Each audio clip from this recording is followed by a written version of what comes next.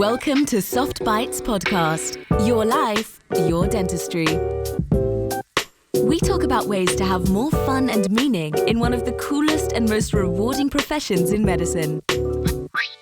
Conversations on how to bring awareness, create a healthy workplace, and provide emotional insights to make dentistry a fulfilling activity while making space for one's wonder, creativity, and freedom. Here are your hosts, Manuela and George Andre. Hello, everyone. Welcome. Welcome to another episode of the Soft Bites podcast. And this is going to be... It seems like it was yesterday. Yes. It was. It was. We were saying yesterday that we had a pause of 2 months, but now we are again in full drive in 24 hours after. Yeah, in the recording mode. And today is going to be... Initially, we were talking about the movie, right? So basically, Yes. I watched the movie, recent documentary on Netflix from Jonah Hill. The name is Stutz, right? Mm-hmm, mm-hmm. Yeah, it's the name of the psychiatrist. Yes, that's Documentary. It's documentary / movie about the relationship of the Jonah Hill, Mm-hmm, the actor himself, and his shrink. mm-hmm, And I really enjoyed the movie, and we were talking, me and Manuela. I suggested her to see the movie, mm-hmm, and you told me that several people had suggested it already to you. mm-hmm, mm-hmm, mm-hmm. And we both find the movie really something Yes, special. I really enjoyed the movie. I still didn't had seen it because I wanted to have time to see it, and I texted you after I finished, and I was really happy to Yeah. just to not watch it in a hurry or after a busy day Yeah. of work. So Yeah. this afternoon I had the time and I was able to watch it. And that's all I did during the Yeah. afternoon. So it was really nice and it's really touching and it's really beautiful. I need to watch it again. Mm-hmm. Yeah. Mm-hmm.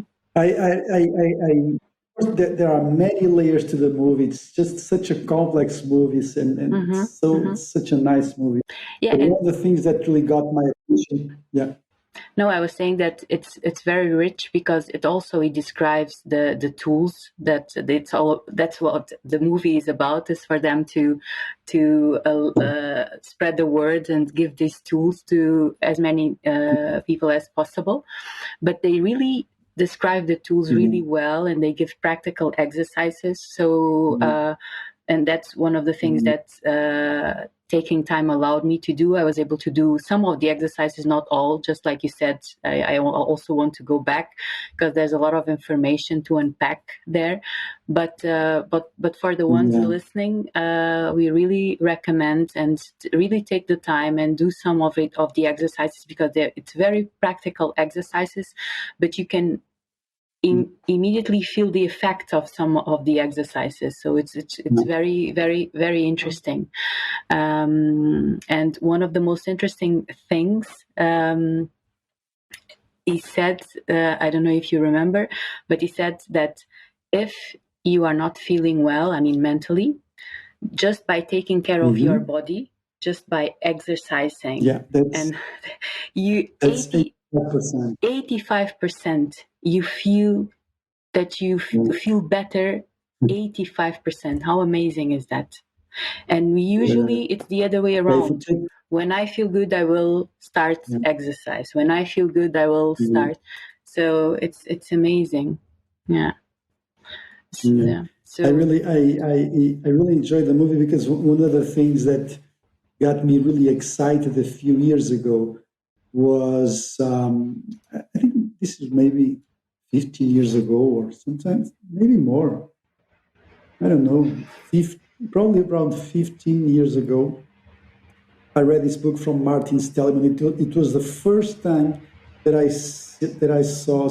read something on positive psychology that was based on evidence, and it really got me excited, because I always thought that old approach or the traditional approach to psychology. And of course, I'm not a mental health professional, and far from that. But one of the things that really got me excited was uh, this new approach to psychology that was much more practical, much more pragmatic, that was based on providing you tools that you can actually improve yourself, which is the opposite of the more traditional ways of psychology and psychiatry, which is basically digging on the past and digging on the past and digging on the past on the hope that something good comes out of that, which is, and of course, not everybody is the same. But I really found that interesting that that this psychiatrist, he was saying, and there's a very interesting phrase in the movie that it says, "It's on me. I guarantee you, you will feel better. No doubts about it. It's on me." And it's very funny because it's really the basic stuff like doing exercise, eating well, getting some sleep, and you will immediately feel better. And I really found that I remember when I the first time that I read something about positive psychology on evidence based, I was really excited because it was the first time in my life that I was like, well, there's hope for people. There's so much mental health issues, but I mean, this is the proof that there is something that can be done. And I think only knowing that you are not condemned to be inside your head, inside your mental issues for the rest of your life, knowing there's some actionable steps that you can do to make yourself feel better. I really find that something, just the fact that you know that it is possible, and we know that for sure. I think it changes everything, because I think that the worst thing that can happen to someone with mental health issues is to look at them on non on I think that sometimes people see their own their own mental state as something that is genetic or something that is unchangeable. And I think that the worst thing that you can say to someone when they have a disease, whatever that disease is or whatever that issue is tell them, look, there's nothing that you can do about it. And it's really cool that we now have so many people and so many books that are not just books written by some random expert that has nothing that has no academic background, but really books from people that have studied the science and figured out that there are really some simple things that you can do to improve yourself. And I really think that makes a big difference. Yeah. That's why I love the movie so much. But I still have to watch it some more times. And I also think that one of the amazing things about this movie is that it gives this approach not only to people that have mental health issues, but also to the ones that are just stuck, just stuck in their lives. He speaks about the maze and how you sometimes lose precious time of your life, sometimes years, because you don't accept situations, because you are stuck inside your head, always with the same thoughts, always with the same situations, and you are the rat in the maze. So and then you have this power force inside of you that stops you from getting out. So it's very interesting the way that he puts things. It's in a very simple language, and always he gives. So he for in all the situations, then he give an exercise, so a tool for you to use. So I think it's very, very well done, and also it's very touching. It's very moving. It's full of love, and it's very you feel the relationship between them to be very full of love. You feel that. So it's so touching. So it's available on Netflix for the ones that are listening to us. really see it. It's not very long. It's 1.5 hours. But take your time. And if not, It's just such watch a it good and movie. then go back to it with more time. But it's called Stutz, and it's available on Netflix. And really see it, because you will love it. And also that's why we had the idea of for the podcast of today, because he talks about perfectionism Yes, and how and uh, acceptance. and how we can become hostage of perfectionism. So today we're going to talk about perfectionism and how perfectionism what perfectionism does to dentists. Because Yes, such a long topic. I think Such a long that's a topic. common characteristic of dentists, don't you think? Yeah, They all say that yeah, they are perfectionists. No? uh, I think so. Yeah. I have, like we were talking before we started recording, I have many theories. Some of them probably they make no sense, but I have quite a few theories on why dentists have this perfectionist thing, which is basically an equivalent of ego, isn't it? Mm-hmm. Perfectionist is Mm-hmm. very Mm-hmm. close to the ego. Mm-hmm. And I always, and this may be very, very simplistic, but dentist is a very unique profession that has the that I think there's a bit of frustration, not in many dentists, but in not in all dentists, of course, but I think in a significant amount of dentists that they are not seen as real doctors. That's one of the things, and some that is one thing that usually dentists don't like to talk about. But I think it is in the back of their head for most of them. Oh, come on, you're not a real doctor. I mean, if there's an emergency or something, we want to call a doctor. I mean, if you're in the plane, if someone needs a doctor, will you stand up and help? Isn't it? But so I think there's this frustration, um, and I don't think that I usually don't consider that dentists are physicians. This is like a long debate. I'm not going to go into that. It depends on the formation, on the academic background of each ones. And of course, that like any other doctor, I mean, if you are a gastroenterologist, of course, that you will not have like emergency medicine skills. And if you are a dentist, of course, that you will not have emergency medicine skills, of course. So that's one part of the equation. I mean, there's a frustration there. Um, and also, we work in a very small world, right? In a very small part of the body, in a part that sometimes it's not very well, not that much valued, right? And I think that adds to the frustration. And whenever there is some frustration, I think that the ego tries to compensate it elsewhere. And in my opinion, that's from where perfectionist comes. I think that perfectionist comes from something that is, I think it always comes from that. It's from something that is not um, clearly satisfying. And I think in dentistry, there's that frustration regarding medicine and regarding the fact that sometimes some people do not value the dental profession. I totally disagree with that because I think that it's not about what the patients and what the population in general thinks about the profession.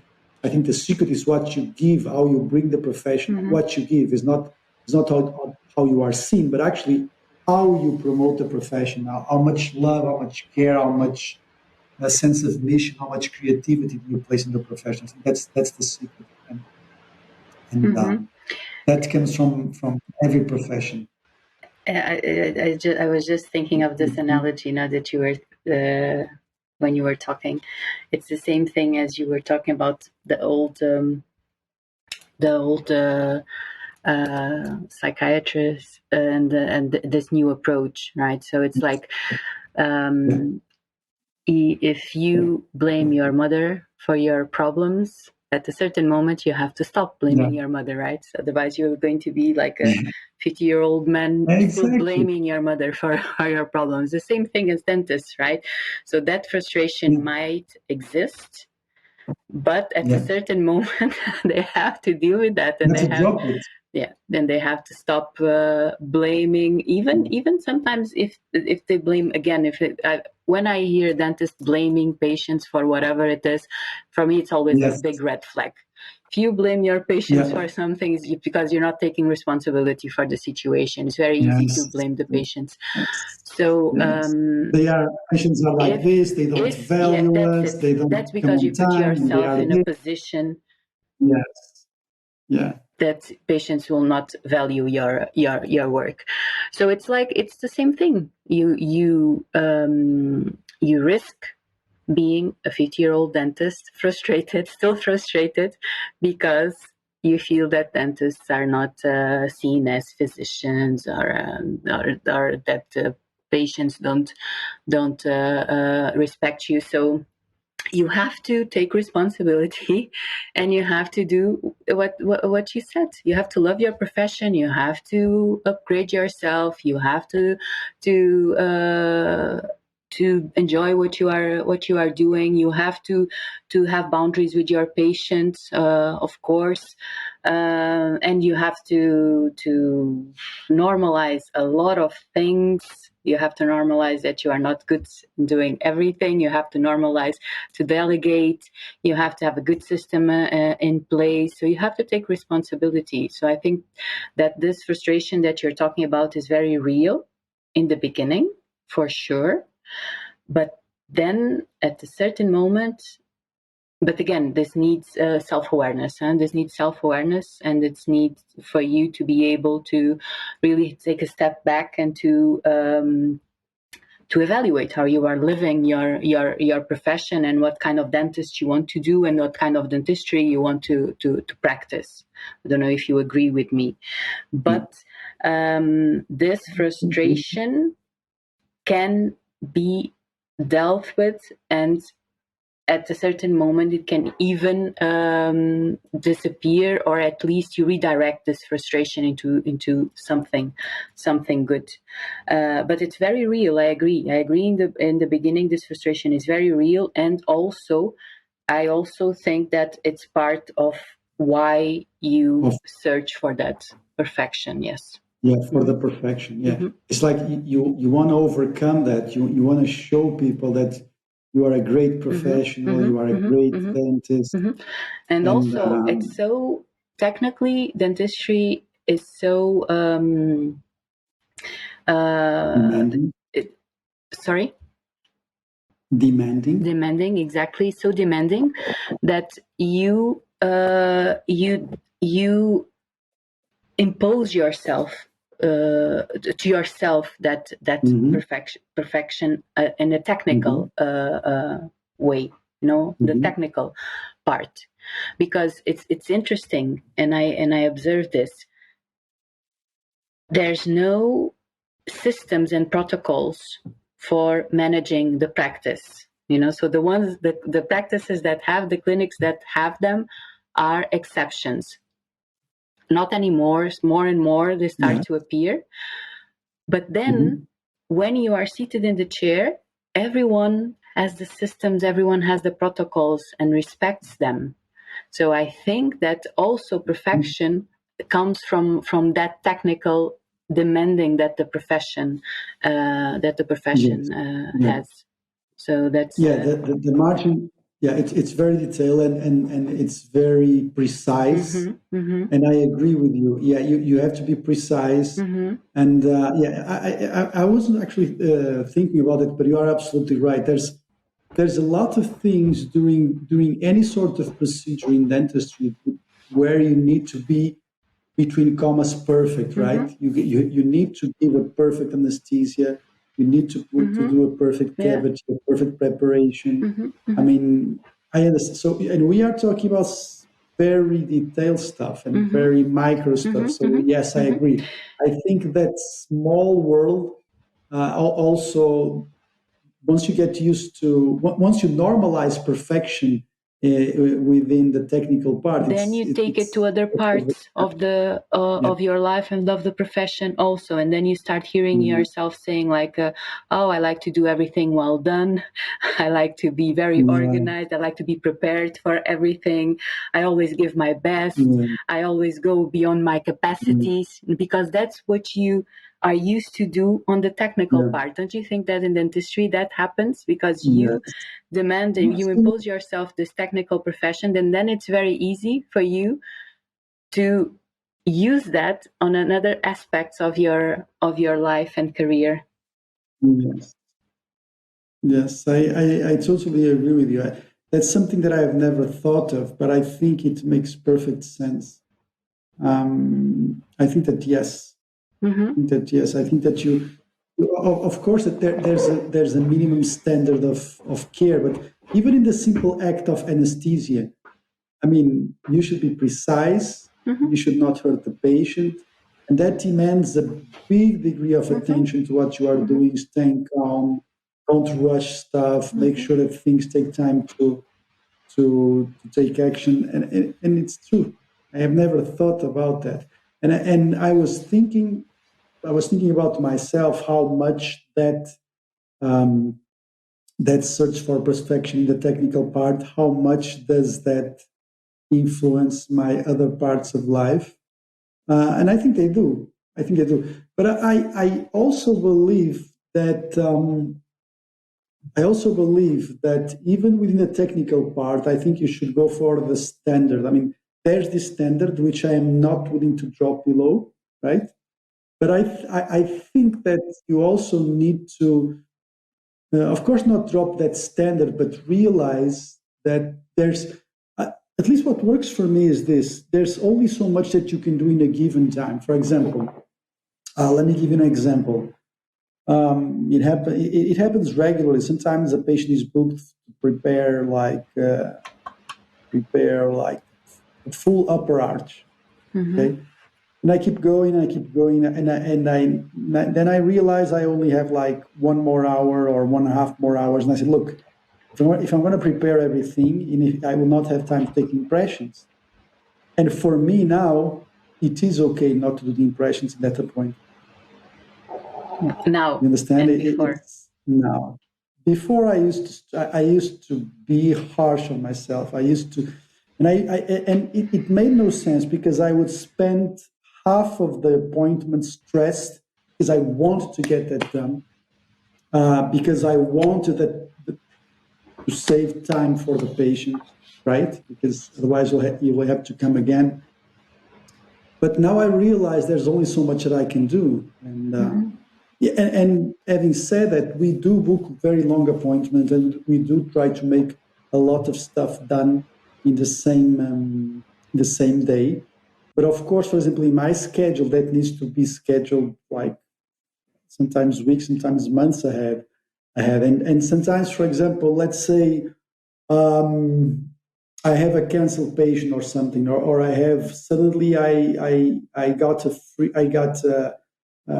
free slot on the morning or something, and we book a patient and they come, and it's actually it's something that I could eventually do. It is possible to do everything that morning. It would be stressful, right? But today I would rather take the time, again, yes, to make things right.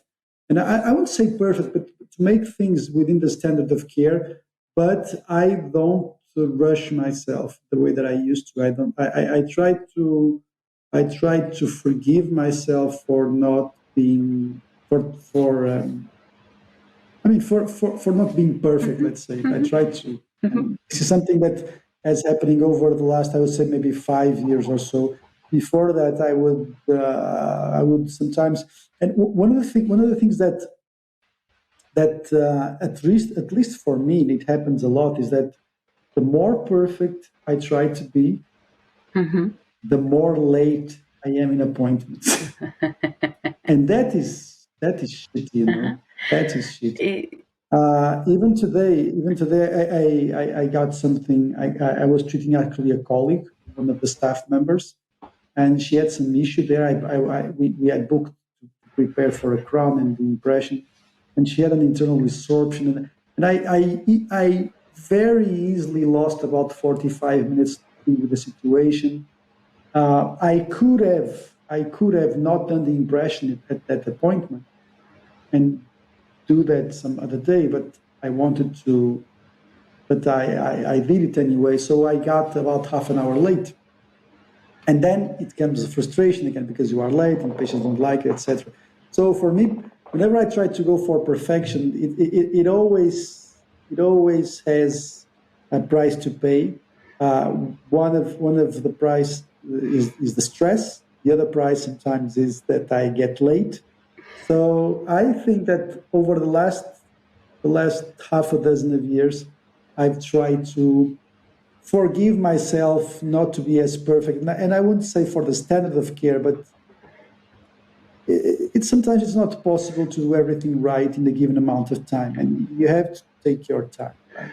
It's better to ask the patient to come another appointment, and you are enjoying the process, you are making things as they should be, but not in a stressed way, in a calm way. Just follow the protocol, listen to your music, stay calm, take the time that it takes, have a relaxed environment. And for me, I think that works much better than try to be a robot and try to do everything in one go with it. And sometimes there's a price to pay for that. I'm laughing because that's why I love you, and that's why I love you hearing you talk, because you just said everything that I say about perfectionism in a very practical way. So basically, what I say about perfectionism is that we wrapped up perfectionism in a positivity, in a false positivity. So we say things like, Yes. yeah, I like to do everything well done. I like to be Yeah. well prepared for everything. I always give my best, right? I always go beyond, Yeah. and Yeah. and then we forget about the negative. So we only care The about other this, part. yeah, the other part, because there's the reverse, right? There is the other part Yeah. that you just said it. I blame myself every time that something does not go well. The loud inner critic blaming myself. I'm the fear of failing. The fear of failing. I never trust others. I cannot. I have problems to delegate because I don't trust others. I never have free time. Right? I always arrive late home and leave the practice very late. What I do is never enough. So there's this reverse. But because we put this bright shining gold silver lining or whatever to perfectionism, and we like to exhibit ourselves as being perfectionists. We even wear it as with proud, I'm a perfectionist, right? But we forget then that as a negative side to that, all the blaming, all Yeah. the fear of failing. And we already talked Yeah. about this also. We are dealing with humans and human tissues, so things can fail. Even if you follow all the protocols, things can Yeah. can fail.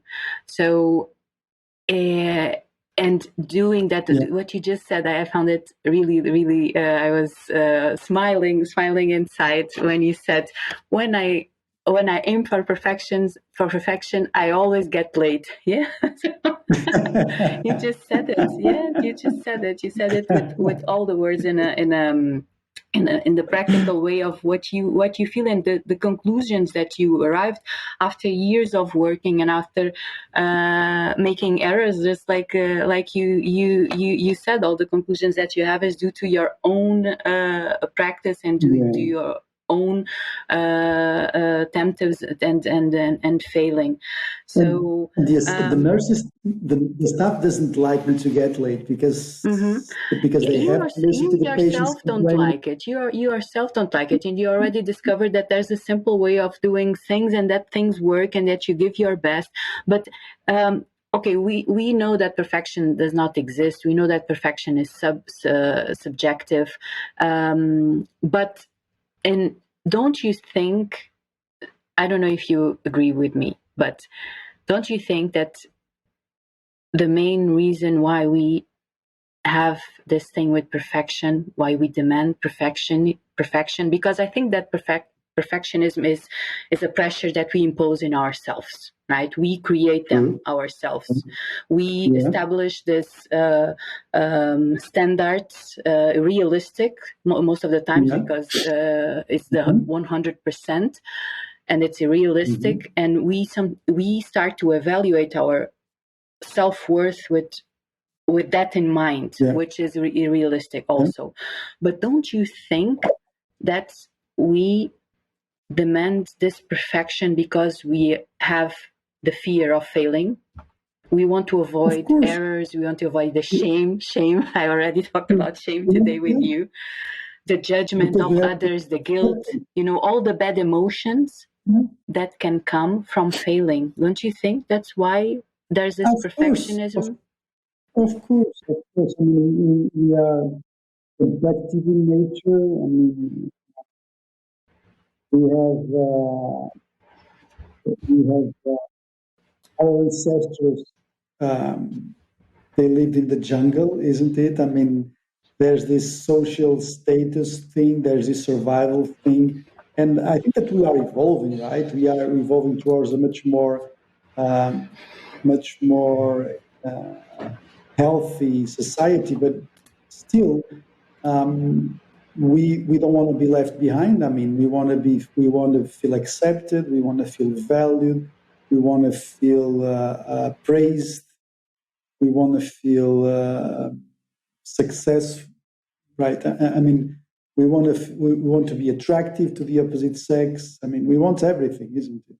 And, that's just I think that's just in our genes. And of course, it's normal that you want to survive and to be successful. I mean, that's part of the game. It's part of staying alive. I mean, sometimes we forget that these things, they are inside us, and these are the things that have allowed us to survive generation after generation and still be here, is because we have this thrill to live but I think that the other part is that it can be very unhealthy today. It's actually one of the things that I would like to ask you is this. I mean, if we know that the tools and the traits, the human traits that we need to have them to survive, and in a certain way to be perfection, to be a perfectionist, don't you think that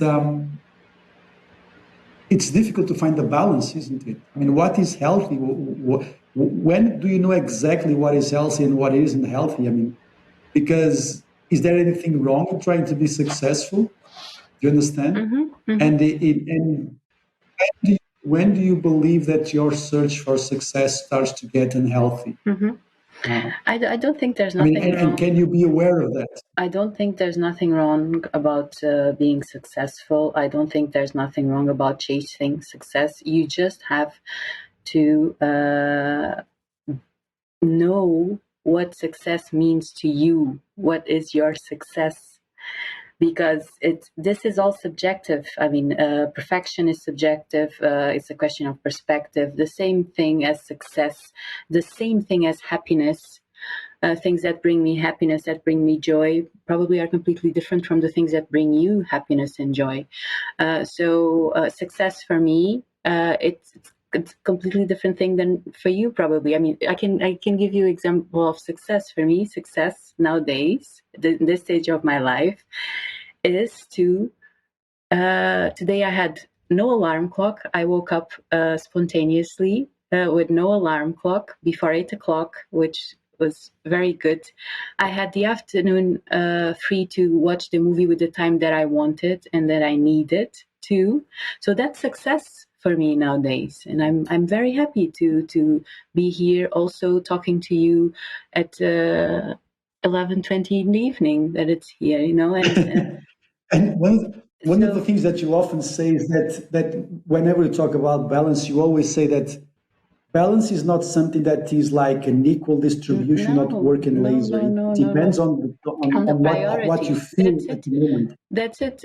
On the stage that you are on your life, that's why you have to re-evaluate all the priorities or everything, because there's a lot of variables on your life, and they Mm. are always changing. So success for me nowadays is this. It's to enjoy what I do, is to be here talking to you. Tomorrow I also have no alarm clock. I'm going to horse riding with Michelle. So I have already scheduled I'm going to work for 4 hours tomorrow during the day. I know exactly what I have to do. So, and I plan my free time. I know what I'm going to do in my free time exactly the same way as I plan my work. Like I told you yesterday, we talked about this. Mm. And that's success for me nowadays. In 1 year, I don't What would know. I might be in a different yeah, place, in a different yeah. stage of my life. So And I don't and think, yeah.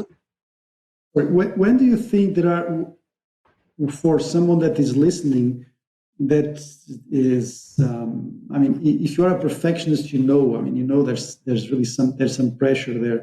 But what do you think are the red flags here that you really should watch out for yourself and say, look, this is not a healthy perfection? Well, first of all, I think that it. uh, Again, we go back to self-awareness. You have to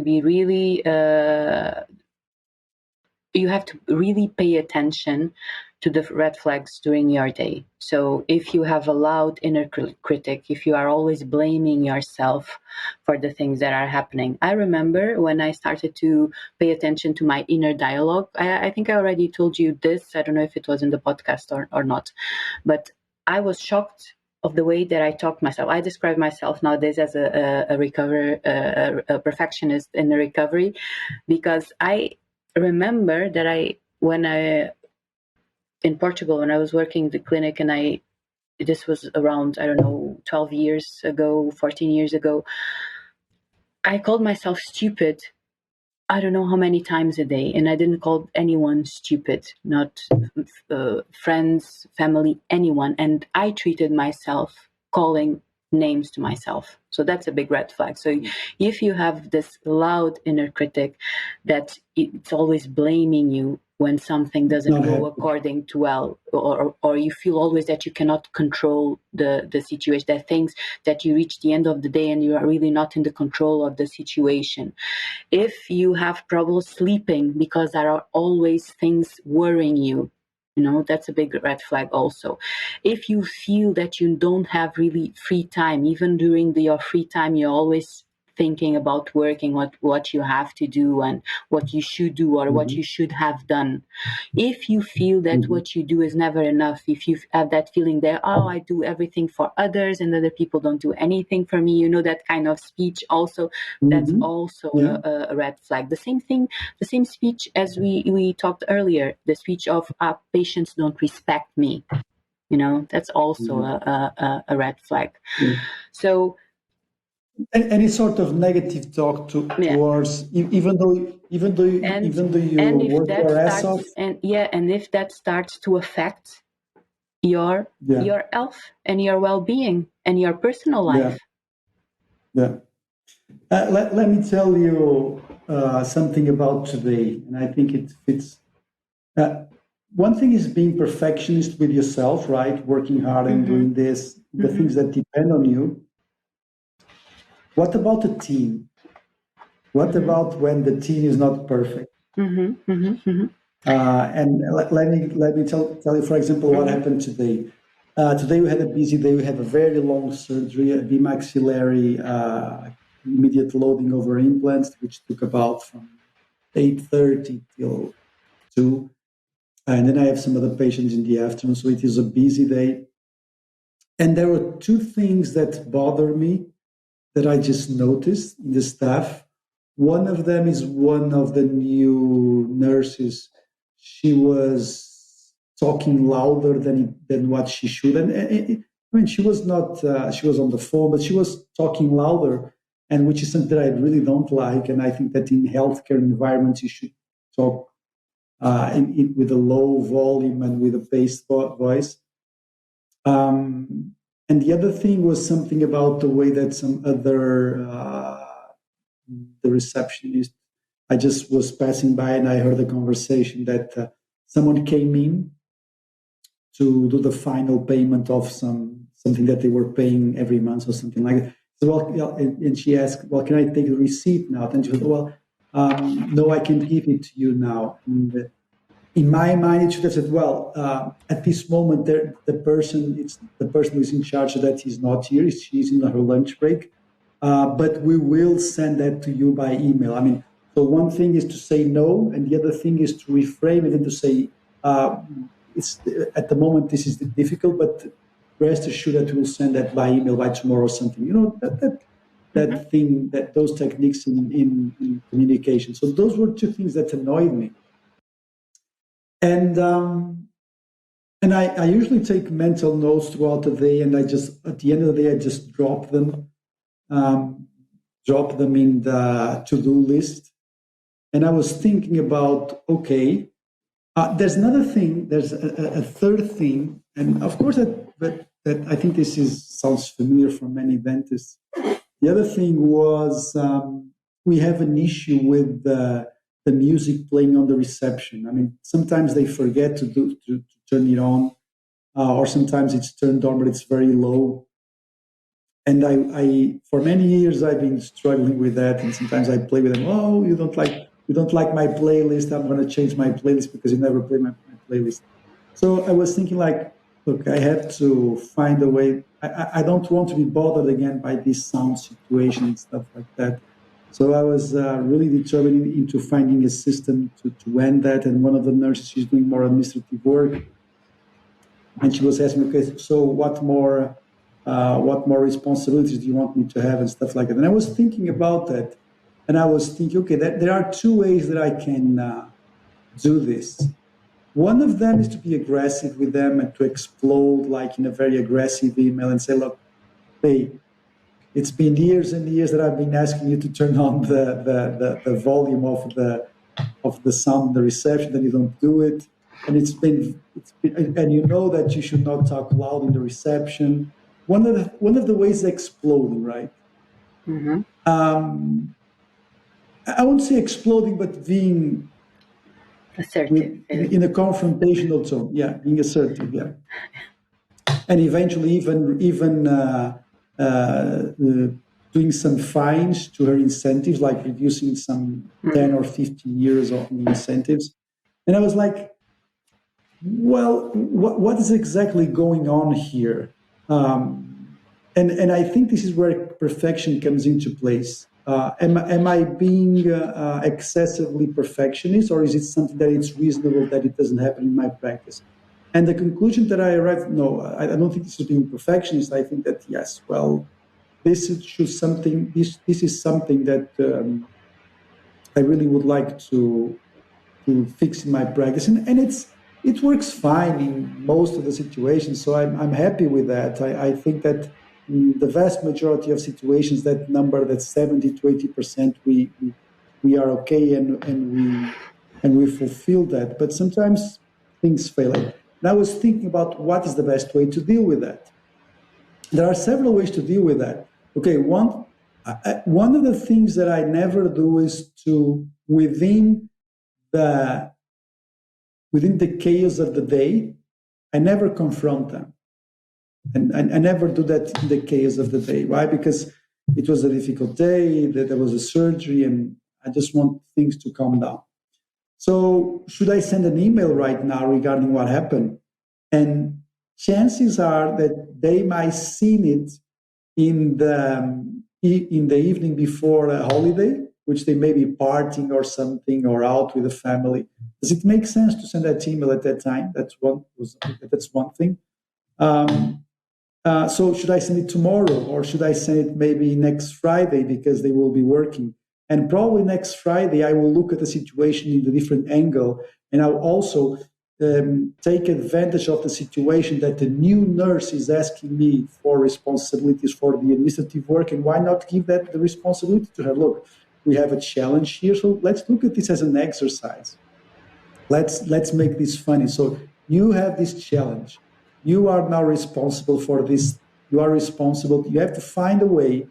You have to find a way. You have to find a protocol so that your colleagues and yourself, you don't miss the sound in the reception and some of the other stuff. That one of the things that it's also time. It's also time that we do the course that we always ask some people some teachers to come to the practice to teach some communication skills. So it can also be a good motto to that. So, but the challenge here is this: it's not something that it's not the first time that these things happen. This can get the confrontation, even though they know this needs to happen. This can get some sort of confrontation, and the challenge is, well, how can I get this done? How can I get this to be done and to be effective? But do not like create a situation. A dictator. Yeah, not sound like a dictator or an idiot. Yeah. You know. Yeah. So I think this quest for perfection, it's not also within yourself, it's also within the team. And within the team, additional challenges come in, right? You have to think about these things and also, okay, that's one part of the situation. The other situation is this, okay, for how long during today am I allowed to be thinking about this? Do you understand? For how long? I'm not going to go out today. Today is Wednesday, and tomorrow is a holiday here in Portugal. I might have, but I went out last weekend, and I'm just going to stay home and record the podcast. I think that I think that you do something that I think it's very important, which is to take notes of the things. So I think it's very good that you do that brain dump.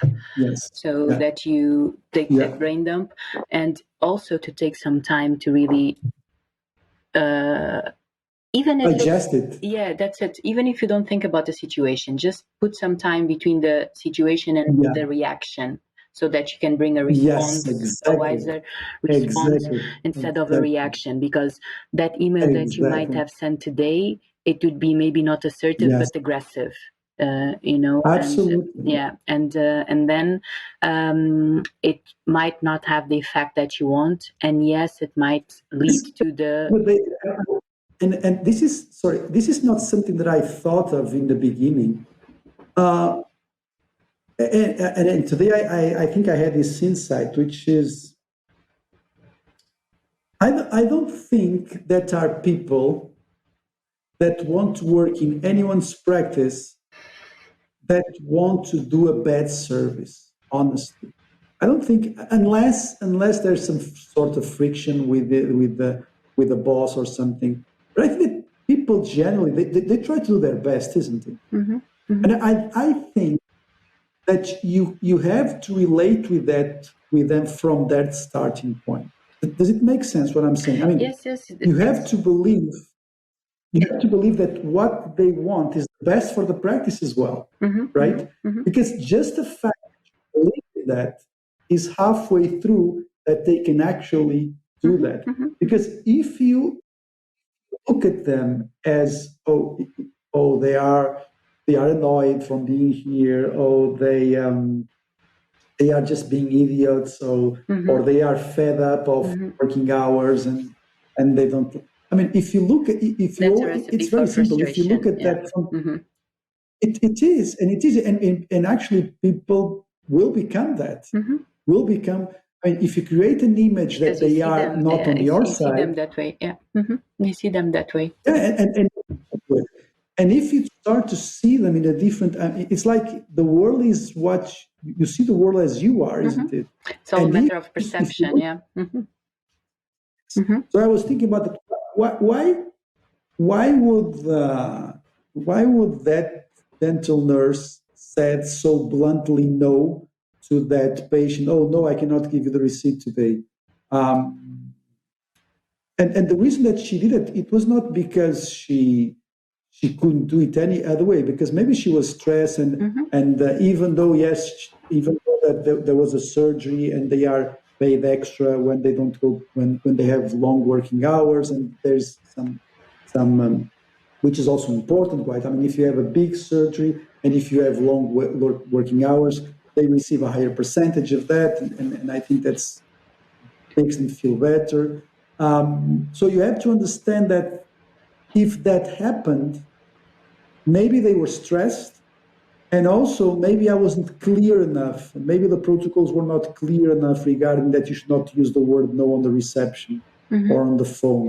And or maybe because I have been doing last year we didn't do the communication skills course that we all, or the other, and then the other nurse, why did she talk loud?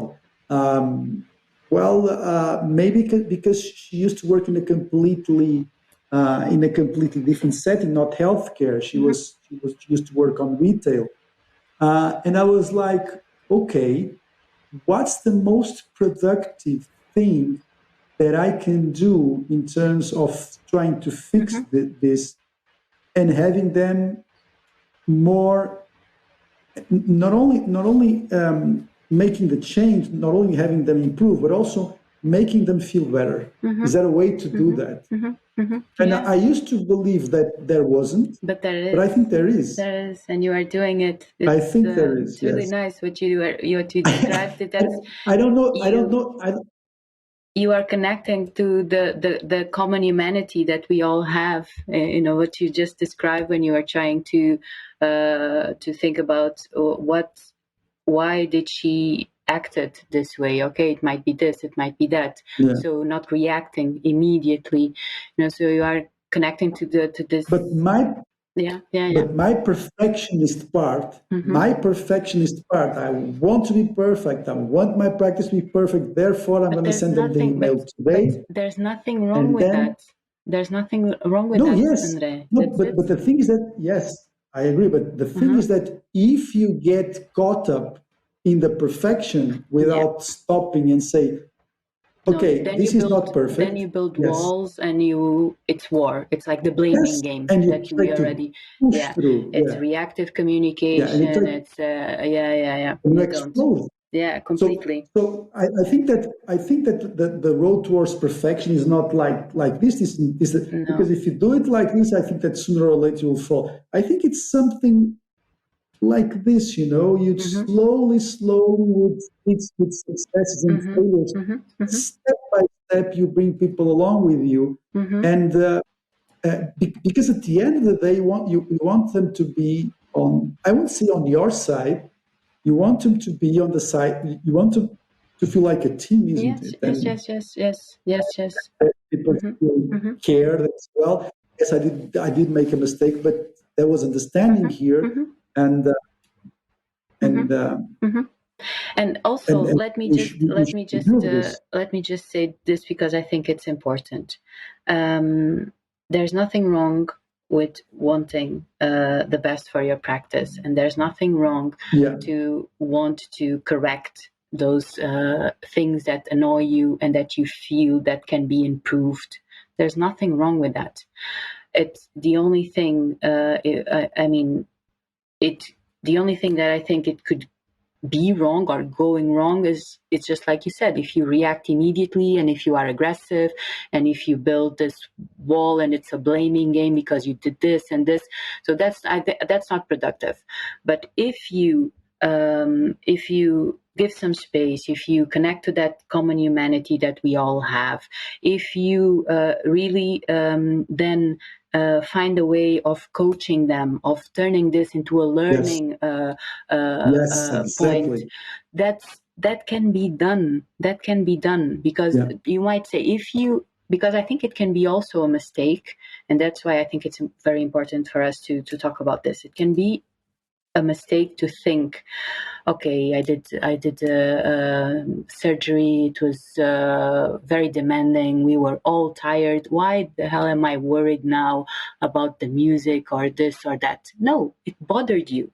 It bothered you, and you think Yeah. that things can be improved.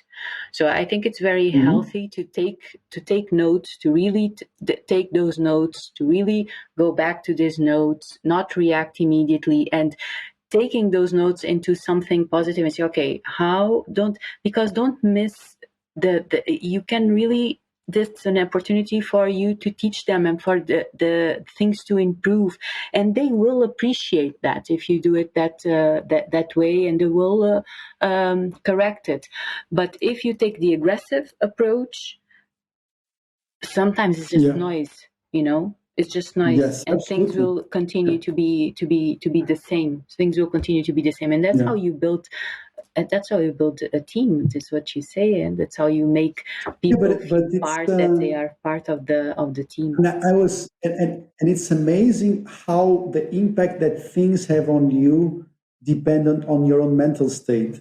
Because for example, today we had it was a very high responsibility, the surgery, because it was a referred patient, and he was a relative of a dentist that refers a lot of patients to me. So there was a high degree of responsibility. All went well, but your calmness. I mean, if I wake up and I meditate and I see something like that happening in my practice, I mean, that dysfunctionality, I assimilate it in one way. Okay. But if I wake up, meditate, go for the surgery after 6 hours, I'm drained from the surgery. If I see that, the impact that it has is different. Do you understand? Yeah, of course. So, so you really have to look at yourself and say, well, hey, Andrea, this is really not you. Actually, Yeah, yeah. uh, this is really not you at your best version. I mean, the way that you are seeing this, you are seeing this through the lens of the tired Andrea. Do you understand? And you have to. So this is not almost in a way, and in a way, it's very interesting because it's very playful. I mean, you are tired, right? But you understand that you. So you look at your mental state and your physical state from outside perspective and say, well, yes, I know that you want to react that way, but actually that's not you. That's not the best version. That's not the funny part of you. That's not the most important part of you, But isn't which that is isn't that wonderful, uplifting. that And to be able it to is, watch it is, that, it and is, to be it that, is, but it to be takes, that self, that have yes, that self management, because that self management, that's emotional intelligence in action, what you just described. exactly. But stop. You have to stop to think about it, and you Because you can cannot do identify that. the impulse, and you don't it's like a scratch. You feel the etch, but you don't scratch Yeah, it. That's it. yes, Yeah. yes.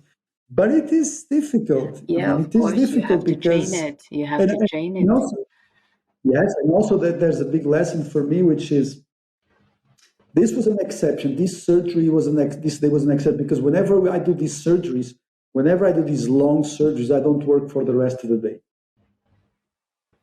But it was the schedule needed to be this way, so it was not something that was normal. But usually for these surgeries, I do not work for the rest of the day. And because I did work, all that I had to, this exercise was not done immediately. It was only done at the end of the day when I was alone at the practice and just taking some notes. Then I just stopped and realized, well, why would you? and I was even thinking, okay, I'm not going to send, I'm going to write the email and I'm going to have it delivered over the next 2 days. And I said, well, actually, I don't think it's a good idea because if I write it today, I don't think it will be the same as writing it 2 days. So there's a better way. So I'll just going to take note of the situation. It's here. Tomorrow is a day off, and on Friday I'll just look at it and see. And but that takes I think that takes years of it takes of training, experience. And the other part is the acceptance part, which is, well, you have to accept that. You remember in the movie, in the Stutz, they say that there are things that are very constant, which is throughout life, no matter where you are, which is pain, there's always there. Uncertainty, there's always there. And the need for constant work. So there will be pain, always. There will always be uncertainty, and you'll always need to keep working. And I really found that interesting because we no matter how emotionally developed you are, you always have this idea that, well, the others are happier than me, or that the others don't have any problems, or that their life is amazing, their love life or their family life, you always have this idea, isn't it? And when you see a talking about, look, no, everybody struggles. Everybody will have throughout their life pain, uncertainty, and the need for constant work. So I think that really reframe for, okay, yes, I was a bit sad for that happening because it's something that I really don't like. But on the other hand, it's like, well, yeah, this is it. You have to act on it. You have to make sure that things will get solved. But this is also an opportunity because of the new assistant. Okay, let's make this. Let's make what's the positive part of this without getting too serious about it. Without getting too, because I think that maybe 10 years ago I would be pissed off. Look, I've been telling you many times that this shouldn't happen, and you keep doing this. And I think that this is really an opportunity for me to train a different part of leadership, a different style of leadership. Number one, and number two, you always need to accept that perfection doesn't exist. Right? You need to accept that. And you say something about that, don't you? You say don't aim for the 100% and aim for the 80%, right? Yes. But sometimes sometimes those 20% they get shown in your face, isn't it? And you have to remind yourself, look, it's okay. If it's okay, you just have to make sure that just do your get them to do the course on communication skills. Get some we call it mystery patient that every year there's a student coming and do the analysis of the practice. So I think there's this balance. Yes, there are some things that, okay, this should be happening, so let's take care of this. But at the same time, you should not lose the feel of living because of that. You should not lose the feel. If I had like a dinner today, or if I had like a party today, or if I had like whatever, I should not let these things ruin it. And it's not by repressing them; it's by embracing them and realizing that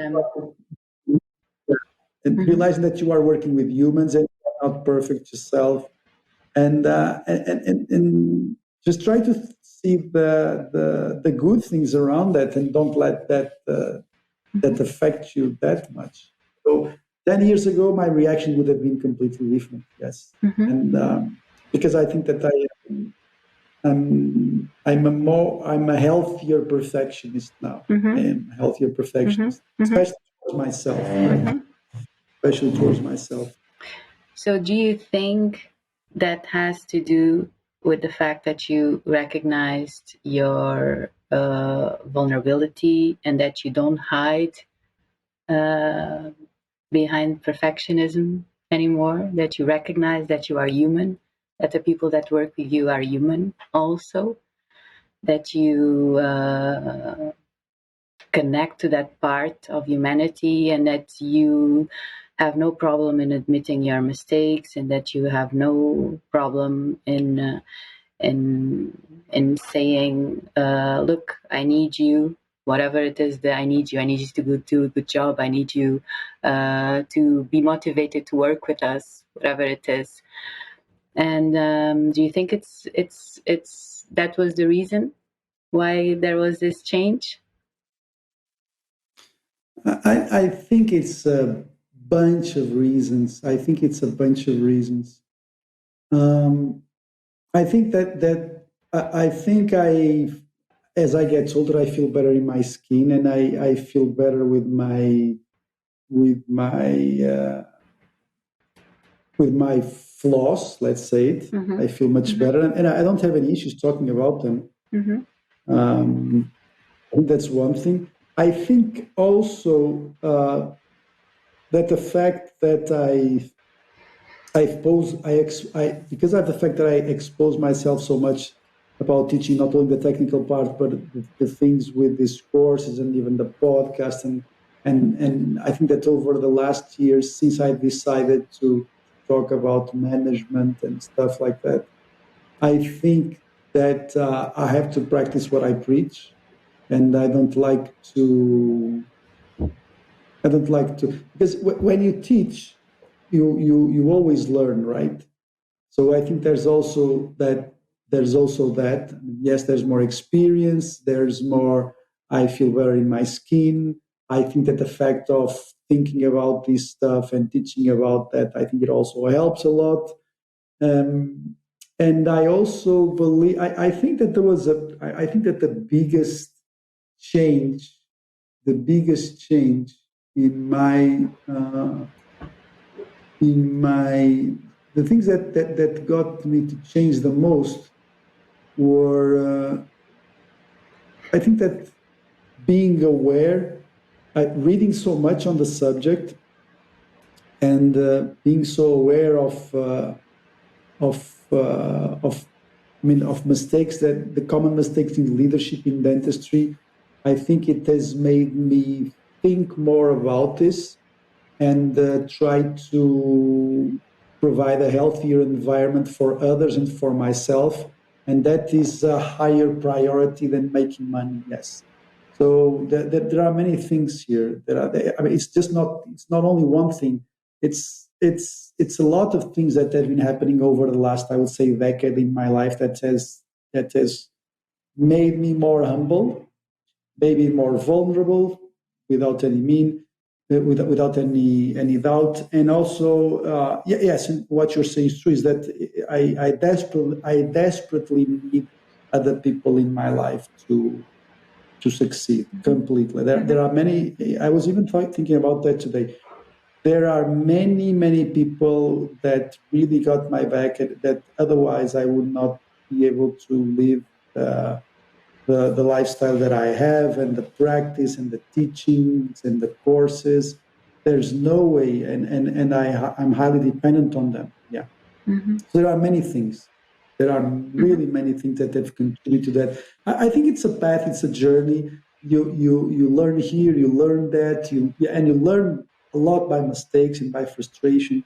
And I think there's a big part of that. And I think I've done many mistakes in terms of leadership, but yeah, I think that there are many things. I think it's a path. I think that you have to. I think that you have to look in front of you and know exactly where you want to go, and you have to, and you will realize sooner or later that you cannot do it alone. It's impossible to do it alone. And actually, it's much funny. It's much fun. It's much more fun if you don't do it alone, isn't it? And if you want to people to support you and to have fun with you, you need to support each other. Yeah. So there are so many things. So many. And do you think also that perfectionism can, if you are not aware, it can lead you to you not being your real self. It's like you putting a mask. You understand? I don't know if you. I think I think it can close you. I think it can isolate you. I think perfectionist can isolate you. It's I like you think cannot that be your authentic self. You don't present yourself like your authentic self. yeah, So all of that you just yeah. said, that you are able to be I think vulnerable, to there's recognize your the failures, all of that. You only do that because you are able to present yourself as you are, right? So no masks, no, okay, this is me. So that it's I true. think It's we very always brave and it's true.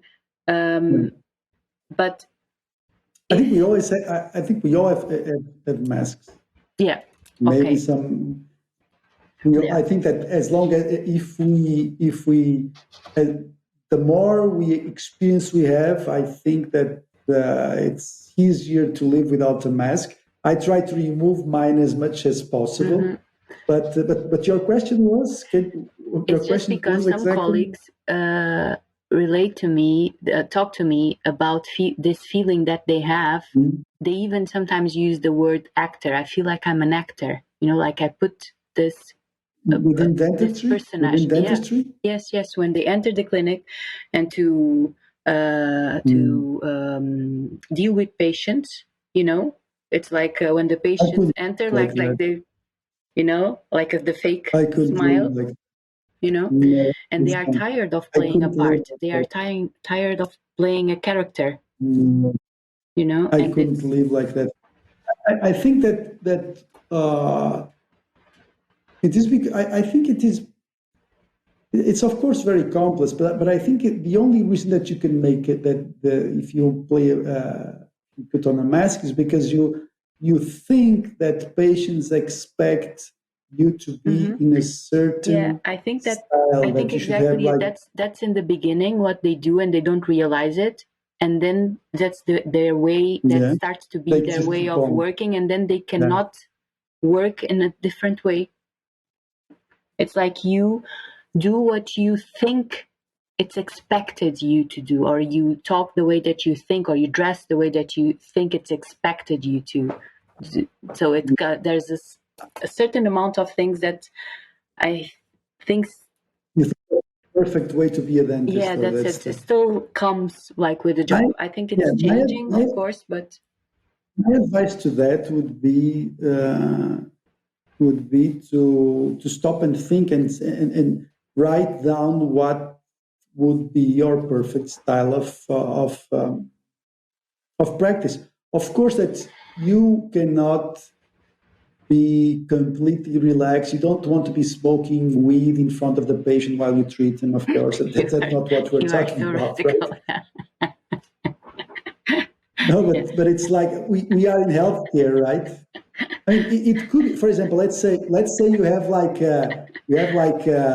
you develop an app and you just have this studio where you and your team, all the coders. I mean, if you want to be Yeah. completely relaxed, you Yeah, can do okay, but whatever you that's a want. But completely different environment, because then you, that's as a from dentist, you are yes, working inside the mouth of a yes. person, and then if you are You have high, to that's not. yeah, you have to understand. You have to understand that you work in healthcare profession. Yeah, that's it. So that's which means there's some ethical stuff, there's Yeah. some safety stuff that needs to go on. Okay, so that's basic.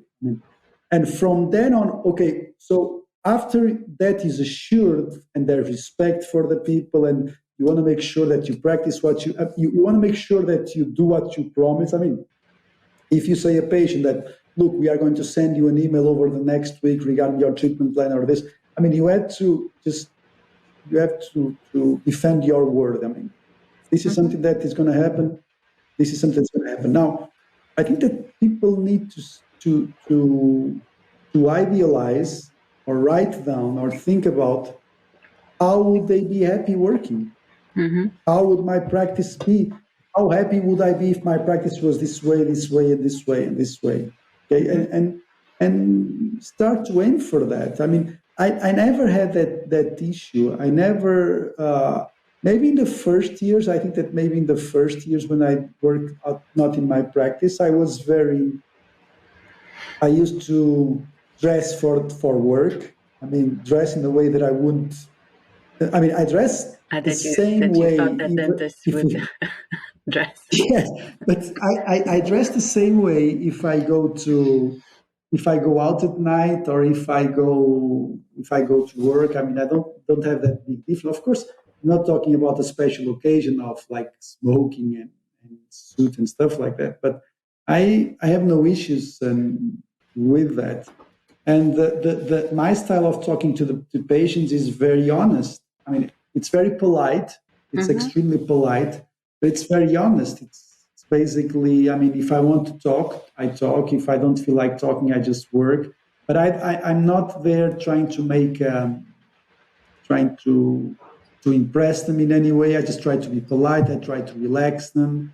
I try to use. I think something very important is that if you are calm, patients get calm. I try to use a soft and warm tone of voice. I try to transmit confidence and calmness, but I don't play any role, and it's very difficult for me to imagine me working that way. I don't try to play any role. I don't try to do that.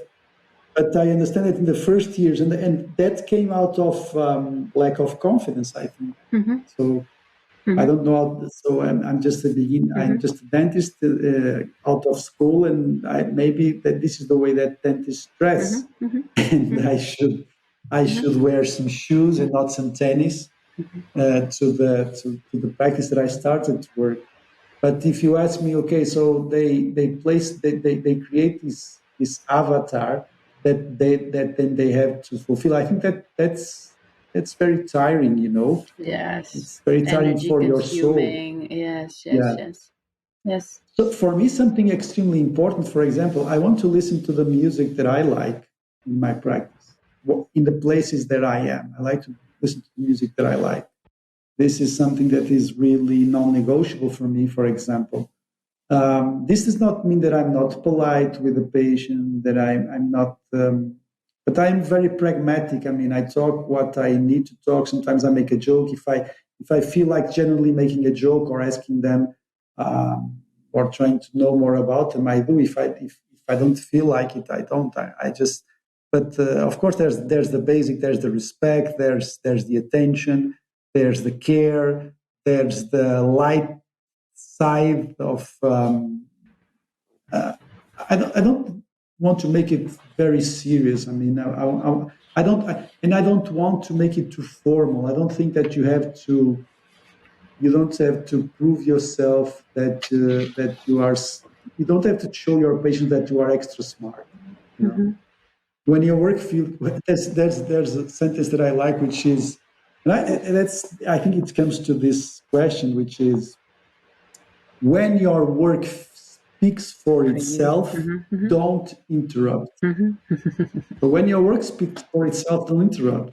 So if you are focused, if you want to do something good, you don't have to be doing that silly talk of just, you know, some dentists, they just need to feel the silences, you know, just talking blah, blah, blah, blah, blah, blah.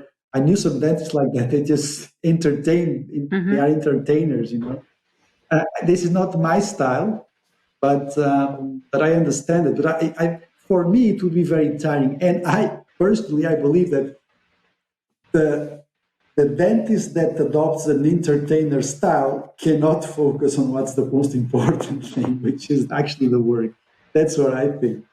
And there's lots of entertainers out there. Yes, it's true.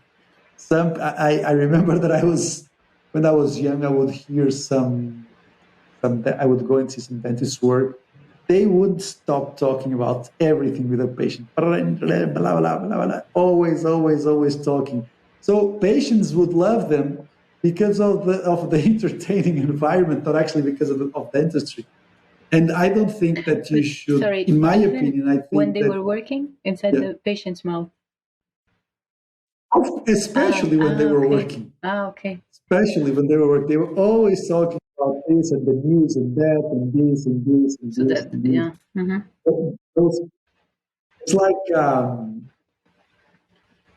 it's just gossiping and talking about, some people just, it's like, when you go to, I don't know if it is the same, but especially in hair salons, in female hair salons, the kind of talk, that's the style, They just keep talking, talking, talk about everything and nothing, just to entertain, just to fill the silence. And for me, that never made sense for me. But Dentistry was that's always working. about what That's you're working doing. in automatic pilot, and so your hands. Maybe, Your hands know what you are doing, so you know the protocol. You are there physically. yeah, You're physically, but you are not there yeah. mentally. So that means that you are not paying attention to the details. That you can miss. But okay, that's me. I think, to make a long story short, I think that what you just asked regarding people that create this persona, this avatar, well, for me, I never saw that. And my advice to that is to really stop and think, what's the kind of dentist that you want to be. I mean, do you want? Because I also believe that there's a difference. I mean, when things go wrong, and they will go wrong many more times, that things get late, the work is not arrived when it should have, you do something and it breaks. If you create this persona, if you create this persona, it's much more difficult to solve the situations that go wrong, in my perspective, because And authenticity and honesty, I think, is always the yeah, best short, that's it. the And best this answer. persona and hiding also behind the perfectionism, it creates disconnection. Basically, creates disconnection.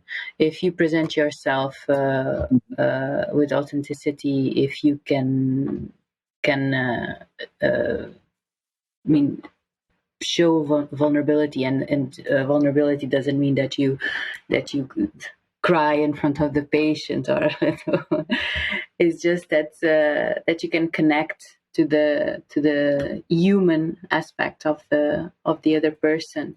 I think this drives connection. And it's you sometimes. I mean, even nowadays, sometimes I get surprised with the answers that I have. Sometimes I'm so worried, when, for example, to say no to certain things that don't feel right for me, like even the basic things, like an invitation for dinner or something like that. And I Mhm. nowadays I try to really, when something does not connect me, and Feel right. have that, it doesn't feel right, or if I'm tired and I already said no, I'm going to rest on that day, and then I have an invitation and I said, oh, okay, and I see that it's just my mental part saying, you have to go because of this, or fear that I might be forgotten or whatever. And then I can come forward and say, oh, look, sorry, no, but I'm really tired and I already had decided I'm going to rest, Yeah. but that does not mean that I don't Yes. like you and that I don't want to connect with you. And I'm still surprised for the feedback, because people do understand, and they really, and sometimes, oh, you're really brave, Of you're course they resting, do. you're really brave. So Of course they yeah, do. that's it. Of So course they that's do. why I think that it creates connection, because you show Yes, that. Yeah, absolutely. that's it. So You and are human. yeah, that's it. Yes. That's it. And sometimes Yes. dentists forget this, and one of the complaints is, patients forget that we are humans too. So that you have to show them Mm. that you are human. You Yes. have to show them. Yes. You cannot hide yourself behind this wall of perfectionism, right? So Yeah. because that drives disconnection. So this people will really understand. Will connect to you on a different level, on a deeper level. They will trust your work in a much easier way. They will feel more relaxed I in the think so. chair. Mm-hmm. I think so. I think they will respect you more, and I think they will consider you more if and also because we are in, that's the that's the era that we are now. I mean, you can't hide yourself of exactly who you are. Yes, in a certain way, social media has made it easier to create this avatar. But I think that actually, deep inside, I think that most authentic people are the people that thrive the most. That's what I think. That's what I believe. I think that transparency and honesty and being yourself is always the best strategy in the long term. Always. And by the way, when you ask me, some people that come to you and they say, "Look, I created this avatar and now I'm tired of it." What's the age that we are talking about for those people? What is we more or are less the talking age? we are talking about people of our age. That have practices, that own practices. Some of them, yes. Some of them, yes. Some others, not. So others not. And The last colleague that told me this was not so long ago. It, for example, was from the United Kingdom, and he's working on the National Health Service, and he has his own private practice, but so 50-50. But it's not that uncommon. It's not that uncommon, Andre. The problem is that once they realize this, it's very difficult to act another way, and they know if they start acting another way, that means probably they have losing to some end. patience. No, and they'd have to end probably a dentistry because they realize that it's not for them anymore. Whoa. Yeah. Whoa, but that's deep, you know. That's deep. That is deep. Because I've never thought about that, but one of the because things the that I only way know is that you that can do it is working, by faking it, you know. Basically what they are saying is that they are faking it. It's not, they are not enjoying it, and to be able to be there, they have to be this persona that when the patient enter, they, and then when the patient is out, they and they roll their eyes and they like, oh, it's over, yeah. you know. In the This UK, happens.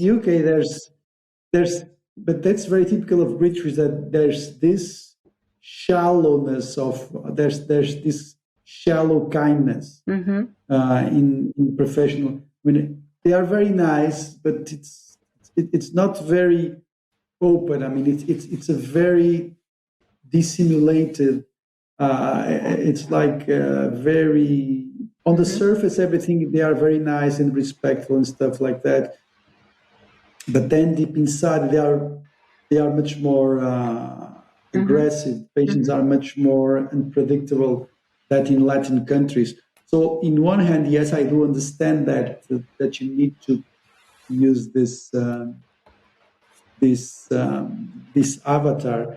But I think that if you realize that you cannot do dentistry while being yourself, and I think that what you're saying is like they don't even like dentistry, Yeah. isn't it? Which is good if they realize that it's good that they can do the profession, isn't it? I think that's a good thing. If you realize that you can do yourself doing the profession, I think it's.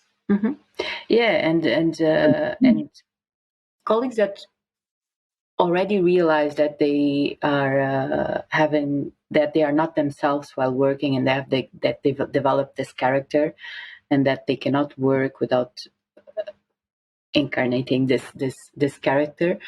They already realize that something is wrong and that something needs to change. So usually when they come to me, when they reach out, what they are trying to understand is, okay, can I be myself in dentistry, or do I have to end it and get out?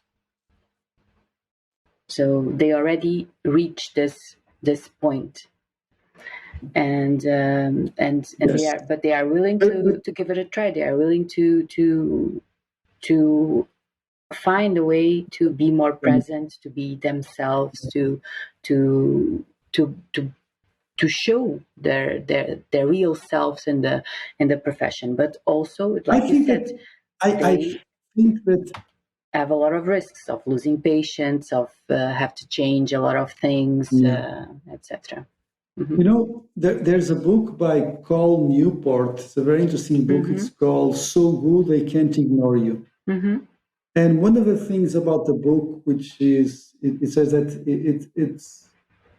it's not very productive to follow your passions, which is a little bit strange, isn't it? But basically, the idea of the book is that you can only actually love what you do once you become good at it, right? So he says that yes, you will eventually, in the beginning, you may not be sure, but once you get very good at it, you will love it. Okay, that's one side of things, but there's also the other side. I mean, you should drop something that you really feel it's not for you. So where is that balance? I mean, when when is the source of unhappiness just because that you are not dedicating yourself to the job? That's one thing. And that if you dedicate a little bit more to the profession, you will be happier. That's one thing.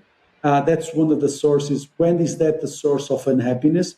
Or when is the source of unhappiness just the fact that that is not for you, that your personality is just not for this? And I don't think that's an easy call. No, it's I don't not. think that's an easy call. I wish I knew that, but I don't think it's an easy call. But if after so many years, if after like 10 years in the profession down the road, if you really don't feel like, I mean, if you try for 1, 2, or 3 years and you work on it and things don't go well, I mean, yes, it's true. But like after 10 years, I don't know. Honestly, I don't know. But I think that you should always give, I think you have to be pragmatic in this sort of decisions. I think you have to be, okay, I'm in dentistry for quite a long time. Is there any way, let me search for help? And I think that coming to you, it's very good. They came to you and they asked you, okay, what can I do? Is there something that I can do before I quit dentistry? And I think it's possible to do some exercise and to do some change because actually the source of the issue may not actually be the professional part, might be the personal part, isn't Yeah, it? yeah, That's one and of the it might things. be But if also you the environment that you are in. Sometimes, if you practice yes, dentistry in yes, different yes, conditions, yes, yes, things are different also. it's completely different. But you have to make changes. Yeah, but I think yeah, you have to be pragmatic and you have to make changes. And if, okay, let's make changes. Okay, now I'm practicing a dentistry that I really like. So I am still not happy. Okay, so Yeah, that's it. then I think it's never too late to change. Never too late. I think that even if you're 50, even if you're 60, I think it is never too late for a change. I'm always very supportive of people that want to make changes, whatever those are. I think it's never too late. I think life can give you lots of opportunities, and you have to take advantage of those. And I think that changing your profession at 50 or 60, I don't see an issue there, especially today, where yes, it's true that there are some economical problems, but the internet has made so many new jobs that I think people should be doing what makes them happy. Yeah, I totally agree. Doesn't mean that it's easy, but it's totally possible, Yes, and you can yes. you can do it for sure. And By the way, just one last question. yeah, Do you have many dentists that are considering quitting their job? I have yeah. You do? I don't have many that actually do it in a complete way. Do you understand? So, Yes, but I have many that want to quit at the long term, and they start preparing the way, yes, and they start doing other things, yes. and they start Mm-hmm. developing other skills, and they reduce Mm-hmm. their clinical work for Yes, 2 3 days a week, or 1 week yes, a month, or 3 weeks a month, and they have 1 week yeah. free. Oh, Yes, I have many dentists coming to me to say, look, I want to explore other paths. I want to live dentistry in another way. I know that I have more to give to the world, even dentistry related. Even dentistry related, I can bring more to dentistry than just sitting in the chair and working with patients. So yes, I think that dentists are realizing that they have that potential in them, and that they don't need in the beginning to quit clinical work. That's not even. I don't even advise for anyone to do that. That's just stupid if you do that, of course. yes, of course, of course.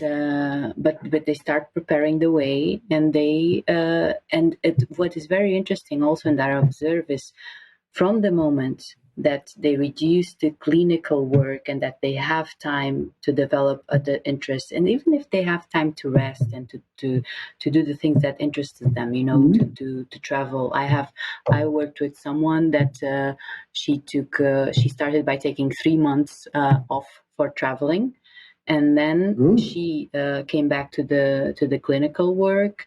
But during the travel, she got this proposal to work with an online traveling company to be a guide in Mm-hmm. certain countries. So she's doing the clinical work and she's taking time to do that also. So Nice. you can there's a lot of potential, but what I observe is once they reduce the clinical work and they develop other things, even if they don't have to be a sidekick.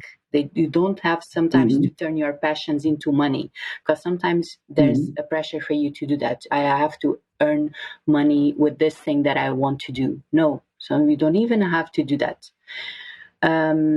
But just for taking time from their clinical work, then they enjoy the clinical work much more, because they bring all the other part into the clinical work. They bring all the connection, all the creativity, all the things that they develop on the other side to their clinical work, and they enjoy it in a completely different way, and they are Different much more way. present and much more connected with the clinical work, and Yeah, that's yeah. very beautiful to watch Yeah, that yeah.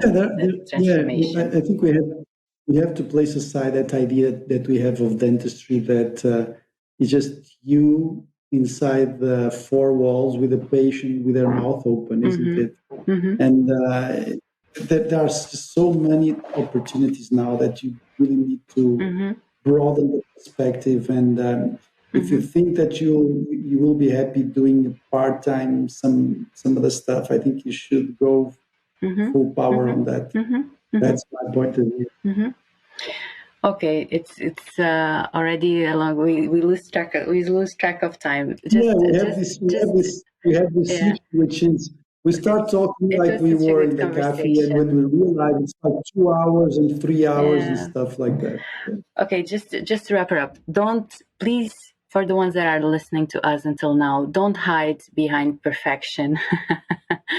Take the risk, be vulnerable, connect in a human way with others, with your patients, with your staff, with your colleagues. You'll be surprised with the reactions. You'll create really deeper connections and meaningful connections. And don't forget that we have a conscious leadership course where we teach all of this. Please go to softbites.online. We have new dates for 2023, 6, 7, and 8 of April in beautiful Sagres in the south of Portugal. Mhm, And there, if you mhm. allow me, I will close, because we started with talking about the movie, the documentary Stunts in Netflix. Yes, Please go exactly. see it. If you allow I me, already I watched it. will finish with the quote that I wrote from the movie. That it says, I think it has everything to do with just have been talking for the last hour. He said at a certain moment, he said, "We have to stay very grounded, but at the same time aim for the stars." Who said it? Was it a shrink, Yeah, or yeah. was it? No, it was him, the shrink stunts. So I think Um, it's resumes very well what we just said. So we have to stay very grounded, very present, very connected to what we are doing. But at the same time, we have to dream. We have to be creative. So we have to aim for the stars. We are not limited. Sometimes we as dentists we limited ourselves. We are the yeah, ones limiting ourselves. Like you said, we put ourselves inside this box of four walls with a chair. But it's so yeah, much more than that. Yes, we stay yeah. grounded. Yes, we love those four walls and the chair, but we can really aim for the stars. So I think that's a beautiful way of And us you can even finishing. aim for the stars inside those four walls, because Yes, there are many ways of being inside those four walls. yes, that's true. That's true. So thank you so much for this wonderful conversation, Andre. Thank you, Manuel. It's been it was for me this year because we are in December. For me, this year was I had a lot of work, and that was a good thing. I had fun with my work. I almost didn't have any holidays When did this we? this year. When did we? When did we start the podcast? One It year one year more? ago in November. Yes. It looks like it has been like 10 years ago. Yeah, one year ago. Then and that's Hmm. it. It was an amazing year for me. I had so much fun. I almost didn't had vacations because I had a lot of work. But I had a lot of free time, enjoying Yes. my house and my puppy. That I have a puppy now. So and you were a big part of that. So thank you so Oh, much. thank you. And You I were a big part as well. You are my therapist, I'm your friend. and Don't I knew say. yeah, I knew exactly that. I knew that you would love the movie. That's why I recommend that to you. And Yeah, I asked it you was. to text me once you finish it, because Yeah, it was. I really And knew that. these conversations, when we have these conversations, the feeling that I have is this: like we are aiming for the stars. That we are Nice. discussing this all these subjects that and that they are usually not talked and but that can really raise the bar in dentistry and can Yes. take dentistry to another level. So that's where I think that we are aiming for the stars here. Yeah, I really wish that I had something that like this that I could hear when I was in the first years of dentistry and dealing with all the frustration and all the mistakes. I really wish so, and I really hope that people that are listening to us, Hmm. that we at least can make them think, and we know that changes, they are not from one day to the other. But I think that Hmm. slowly, people are moving towards what makes them happy in their Hmm. lives. Yeah, and a big word of appreciation for the ones listening to us because we have very faithful listeners. So thank you so much Yes, I wasn't aware for of the ones that. listening. Yes. I wasn't aware. Sometimes I get people that come and talk to me or give messages. Oh, I, and even sometimes in classes or in courses. Well, but you said that in that podcast. You said about this, and I said, yeah, you are right. Sometimes they remember details, that things that we said that I don't even remember. So it's very cool. It's very cool to that we are a part of Okay. their path as well. So we will come So back with thank the you so much. thank you, thank you, thank you. I'm very grateful for you for our friendship and yeah, let's continue doing it because I Yes. think we have a lot more to say and a lot more to discuss. So a big kiss and thank you for everyone to listen and we'll be back with another episode. Bye bye. Bye bye.